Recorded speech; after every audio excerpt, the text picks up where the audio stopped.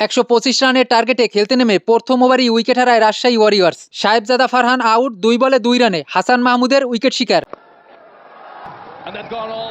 Opener Tanzid Tamim ও অধিনায়ক নাজমুল শান্তর ব্যাটে স্বস্তি রাজশাহীর। পাওয়ার প্লের ৬ ওভারে রাজশাহী তোলে ১ উইকেটে ৫৪ রান। অধিনায়ক নাজমুল হোসেন শান্ত আউট, ২০ বলে ২৪ রান করে। ৬৭ রানে রাজশাহীর দ্বিতীয় উইকেটের পতন। তানজিদ তামিমও ইনিংস বেশি লম্বা করতে পারেনি। তানজিদ তামিম আউট, ২০ বলে ২৯ রানে। হুসেন তালাতেরও বিদায় ৯ বলে ৩ রানে। ১০ ওভারে রাজশাহী ওয়ারিয়র্স তোলে ৪ উইকেটে ৭৮ রান। এরপরে অভিজ্ঞ মুশফিকুর রহিম ইয়াসির আলীকে সাথে নিয়ে বেশ আস্থার সাথে ব্যাট করে। ১৫ ওভারে রাজশাহীর স্কোর ১৭ রানে পৌঁছে। জয়ের দ্বারপ্রান্তে রাজশাহী ওয়ারিয়র্স। শেষ ২৪ বলে রাজশাহীর জয়ের জন্য দরকার ১৬ রান, হাতে আছে ৬ উইকেট।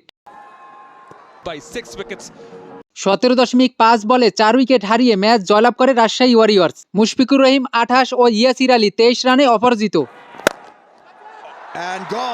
বিপিএলে রাজশাহী ওয়ারিয়র্সের বিপক্ষে ব্যাটিংয়ে নেমে দ্বিতীয় ওভারে উইকেট হারায় নোয়াখালী এক্সপ্রেস। হাবিবুর রহমান আউট, ৬ বলে ৫ রানে। বিনুরা ফার্নান্দোর উইকেট শিকার।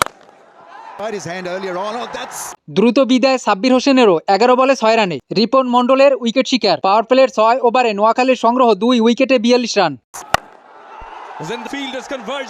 মাস সাদাকাত ইনিংস লম্বা করতে পারেনি, ফিরে যান ১৯ বলে ২৫ রানে। ১০ ওভারে নোয়াখালী এক্সপ্রেসের সংগ্রহ ৪ উইকেটে ৫৯ রান।